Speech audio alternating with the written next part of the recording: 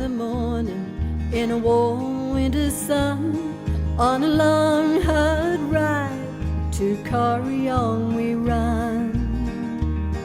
And every hoofbeat, every worn out shoe, horse and rider make a mile, a dream coming true.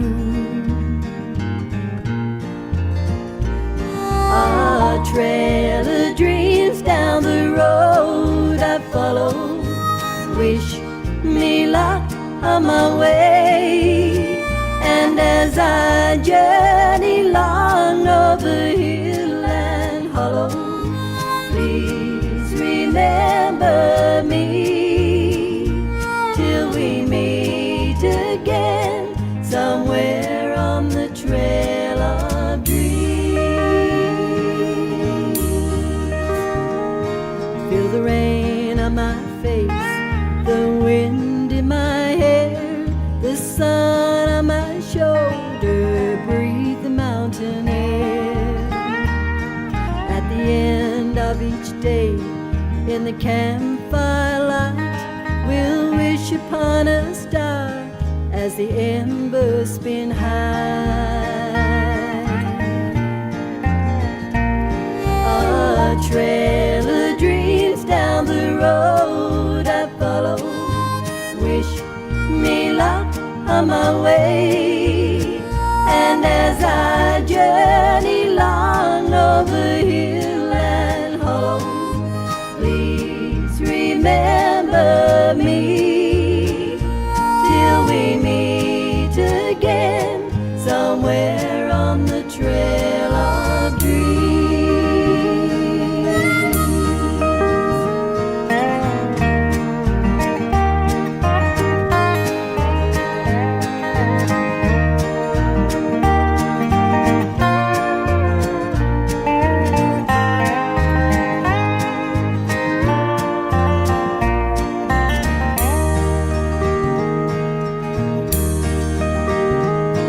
It's the unknown journey, it's the hardest trip to make. There are unexpected turns with every step you take. We'll saddle up the horses, take each day and it arrives. We'll live for every moment, our dreams will come alive. A trail of dreams down the road I follow, wish me luck on my way. And as I journey long over hill and hollow, please remember me till we meet again somewhere on the trail of dreams. A trail of dreams down the road I follow, wish me luck on my way. And as I journey long over hill and hollow, remember. A life well lived is a precious gift of hope and strength and grace from someone who has made our world a brighter, better place. It's filled with moments sweet and sad, with smiles and sometimes tears, with friendships formed and good times shared, and laughter through the years. A life well lived is a legacy of joy and pride and pleasure, a living, lasting memory our graceful hearts will treasure.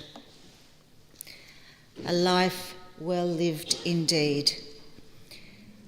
Ladies and gentlemen, we've come together this afternoon to celebrate the wonderful life of Leslie Raymond Coward, Les to all who knew him, Pop to his grandchildren, and Poppy Oye to some of his great-grandchildren. A life enjoyed through hard work, honesty, and sticking to the values instilled in him as a child. On behalf of his loving children, Debbie and Lionel, Dot and Danny, Craig and Jamie and their families, I welcome you and thank you for being here with them today. I also welcome all those who are viewing online, especially family members watching in Queensland. We are all here today because we all have one important thing in common. Our lives have been touched by the good fortune of having known Les. We are bound together by our common links of kinship, love, and friendship. Today, we will touch on aspects of Les's life that will have affected you in different ways and will mean different things to each of you. They may evoke memories which you can take away from here and keep safe. The memories you have are of a kind and caring, fun-loving man who loved his garden, was a self-taught mechanic and a jack of all trades, a man who loved his family and his friends. In short, a man who loved life. Following the interment this afternoon in the Lawn Cemetery, the family warmly invites you all to join them here in the refreshment area to share your stories and to support one another. Right now, there are many emotions filling us: sadness, grief, shock at his sudden passing. Whatever the emotions, there remains a sense of profound loss. No philosophy or religion can prevent these wholly natural reactions of the human heart. Les was a no-fuss sort of man who would not enjoy being the centre of attention and definitely would prefer few tears. In your sadness today, he would want you to remember that grief is a passage, not a place to stay. Grief is not a sign of weakness nor a lack of faith. It is the price of love. I read of a man who stood to speak at the funeral of a friend. He referred to the date on his tombstone from beginning to the end. He noted that first came the date of his birth and spoke the following date with tears. But he said what mattered most of all was the dash between those years. For that dash represents all the time that he spent alive on earth. And now only those who loved him know what that little line is worth. For it matters not how much we own, the cars, the house, the cash. What matters is how we live and love and how we spend our dash. Les spent his dash in ways that will always be remembered. His children and grandchildren learnt so much from him, and I think so can we. Les was a man who could never sit still. He always had to be doing something. He would only come in from his shed to watch the news or sport, and he could control the room by the tone of his voice. Never loud or harsh, his cool, calm demeanour was enough to get his message through. Born in Smithton on the 17th of January 1944, the second of 6 children to Ronald and Lola Coward, Les spent his early years in Smithton, attending the local schools and enjoying life in the area. In 1951, he moved to Somerset and later, during the early 60s, moved to Wynyard. Les met Alma in 1965. Alma was working at Crayfish Creek and they took a fancy to each other. On the 28th of November 1965, they married and began that married life in Wynyard. Their first child, Debbie, was born in 1966, and later Dot came along in 1967. From here, they moved to Stirling Street in Burnie, where their sons Craig and Jamie were born in 1969 and 1973, respectively. They lived in this house for nigh on 50 years. Being brought up by Les and Alma, the children had a happy life, receiving all the love and guidance they needed. Les would always fix the problems the kids got themselves into at different times. He taught them how to ride the Dexter motorbike and loved to take them to the shack at Granville, especially at Easter, when they would chomp happily on large Easter eggs on the way. On arrival, Les would head off crayfishing with his mates, always off the rocks, and the kids would happily play around the shack, waiting for his return. Les and Alma made sure their children had a great childhood, always giving them what they wanted, even cats, which in the early days Les wasn't very keen on. Sometimes he was hard on his kids. He was firm but fair, always teaching them the lessons of life, always there for them, and he always had their backs.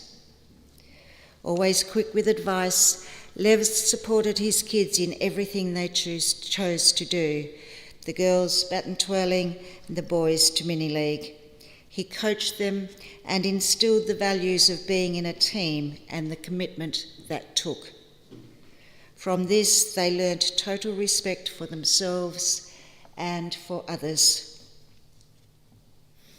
Les at one time bought a beautiful beagle to take hunting, and he was not impressed when the children played with it all the time and turned it into a bit of a softie, making it a real pet, much to his horror. Early working life was spent in sawmills at both Smithton and Somerset before Les moved to Burnie with his family, and he started working at the APPM, where he was employed for nearly 25 years. Working across multiple areas within the APPM, he finished up at the weighbridge as a loader operator, loading and unloading logs. An accident at work resulted in him losing a finger, and as the surgery to reattach it was unsuccessful, he would take great delight in traumatising his grandchildren when they came along, sticking it up his nose and then pretending it had broken off when he pulled his finger out.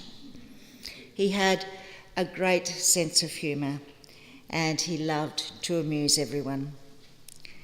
A strong interest in birds, especially raising budgies and Java finches, there was a time that a rare black budgie was hatched, and Les watched over it day and night. Sadly, just as it was about to come out of the box, another bird killed it, and Les was furious. Lucky for those other birds, he couldn't work out which one had done it. He loved doing everything you could do outside: hunting, shooting, fishing, and working on cars. He taught all his kids how to maintain their cars. Always by his side, they learnt how to change a tyre, change the oil, strip the motor, and even how to paint the bodywork. By doing this, they learnt the valuable life lesson of always having a go at something, making them strong and independent. Les also taught them all how to drive. Sitting beside them, he would cause every distraction possible. If they reacted to him, he would give them a very stern telling off, as the purpose of the distractions was to teach them that their concentration on the road was of utmost importance. It's a good thing they were quick learners. Described As a man's man, Les enjoyed a beer with his mates and having fun. This became a tradition when his son-in-laws arrived on the scene as well. In 2003, Les and Alma decided to sell the house in Stirling Street and travel around Australia. The house sold incredibly quickly. In fact, the first day that it was put on the market. Suddenly, plans changed and they decided to rent the house back from the lovely couple who had bought it, and they lived in it for another 14 years. They all became great friends. Les's health and the passing of Alma in 2017 saw him move into the beautiful unit in Mount Street, where he saw out his days. Fully independent after Alma's passing, Les always put others first, always willing to help out anyone who needed a hand. He loved tinkering in his shed. He could turn 2 pieces of junk into 1 piece of junk, no trouble at all. He was the original upcycler before it became cool to be so. Les also had amazing sports knowledge, especially football and cricket. He barracked for Carlton, and grand final day was always big in the 80s and 90s. Lovable, kind and generous, with a great sense of humour, Les and Alma were the perfect grandparents for their 7 grandchildren and 3 great-grandchildren. Celebrating their 50th wedding anniversary was an occasion they were both extremely proud of. Les gave his family total love and attention and shared his knowledge freely.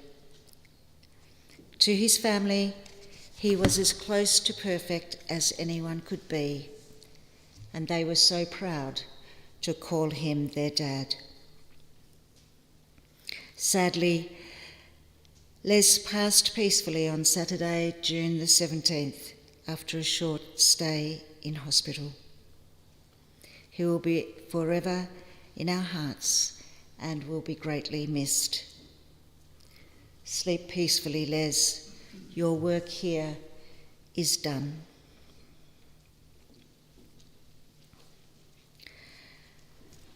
We now have the privilege of viewing a collection of photographs that the family have put together from various albums, and they depict aspects of Les's life. The chosen song to support these is Thank You by Gina Timms.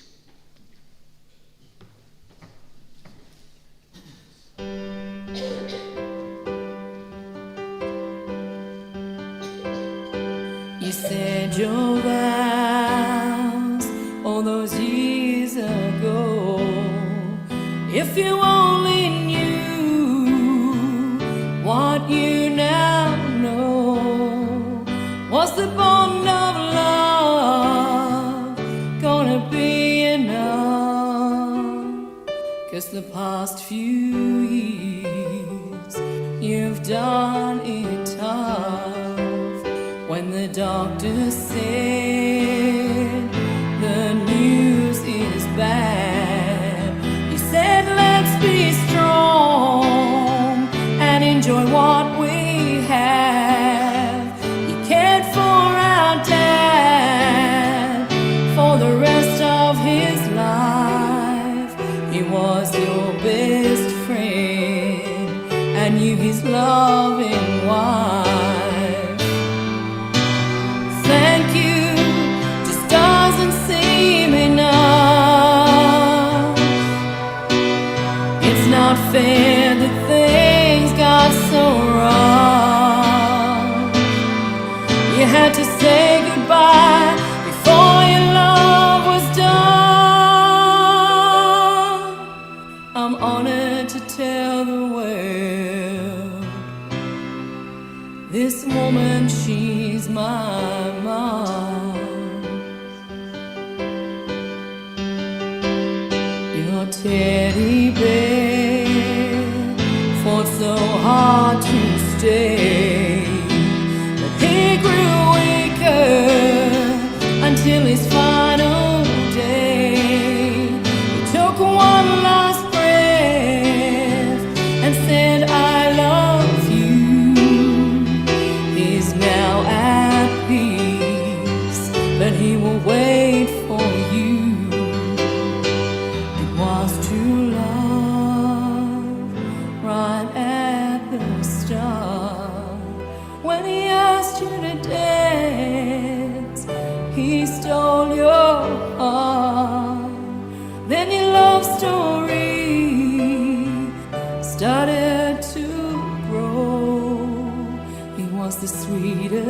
sweetest man you could ever know. Thank you just doesn't seem enough. It's not fair that things got so wrong. You had to say goodbye before your love was done.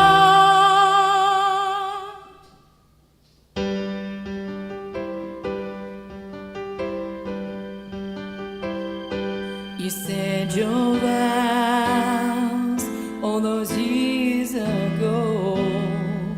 If you only knew what you now know, was the bond of love gonna be enough? 'Cause the past few years you've done it tough.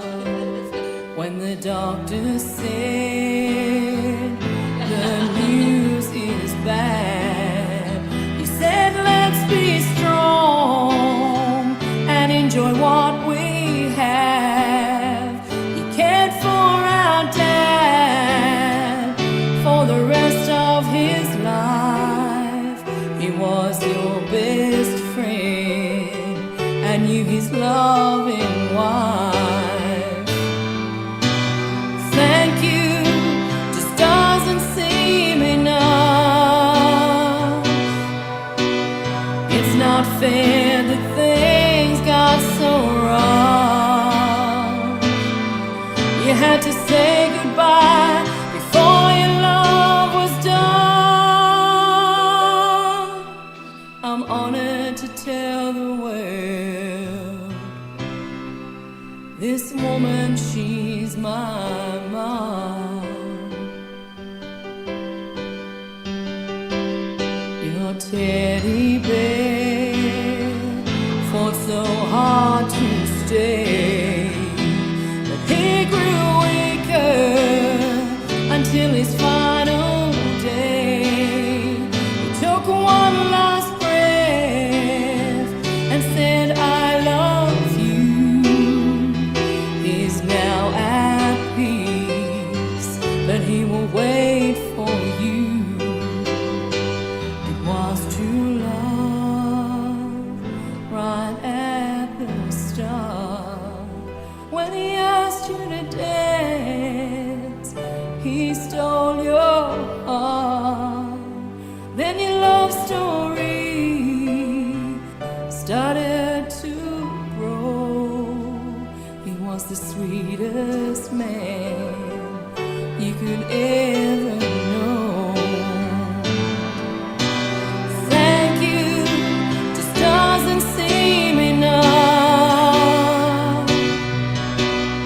It's not fair that things got so wrong.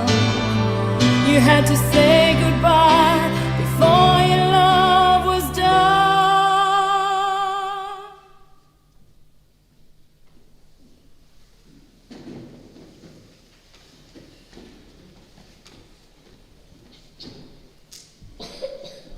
What a beautiful collection of photos to a fabulous song.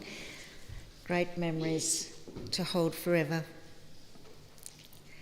This afternoon we have had a special glimpse into the life of this wonderful man, hardworking, never still, devoted to his family, loyal and loving. As we celebrate his life, we can take satisfaction that Les has been and still is and always will be part of our life. His influence endures in the unending consequences flowing from his character and his actions. As you live your life, do so enriched by having known Les. Look beyond the grief of today and recall your most joyous memories. Cherish your family and friends, for they have the capacity to give you the greatest comfort and the greatest happiness. Live your lives to the full, to the benefit of all those around you, as you know Les would have wished you to do. Les will now take his final journey to the Burney Lawn Cemetery, where he will be reunited with his beloved wife, Alma. Please feel free to take the journey with him or to remain here until the family return. Would you all please stand?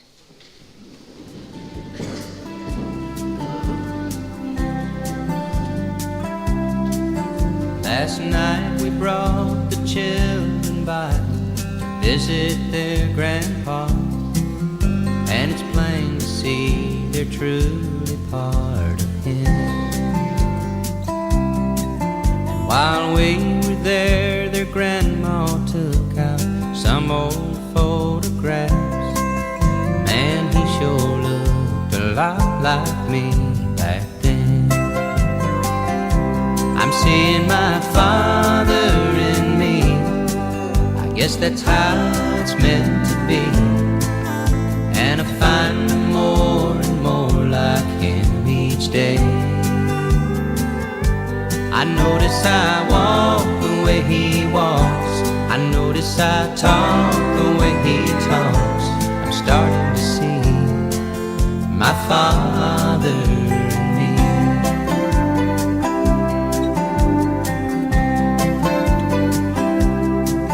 And today I took my wife for a walk down that old dirt road where my daddy took my mom so many times. And we found the time to mention things we never had before, and we shared some thoughts about the family line. Yeah, I'm seeing my father in me. I guess that's how it's meant to be. And I find more and more like him each day. I notice I walk the way he walks. I notice I talk the way he talks. I'm starting to see my father in me. Looking back, I can recall the times we disagreed, when I could not take hold of his old-fashioned ways. And the more I tried to prove him wrong, the more I proved him right. Now I know why he still stood by me when I went through that stage. I'm seeing my father in me. Yes, that's how it's meant to be. And I find more and more like him each day. I notice I walk the way he walks. I notice I talk the way he talks. I'm starting to see my father in me. And I'm happy to see my father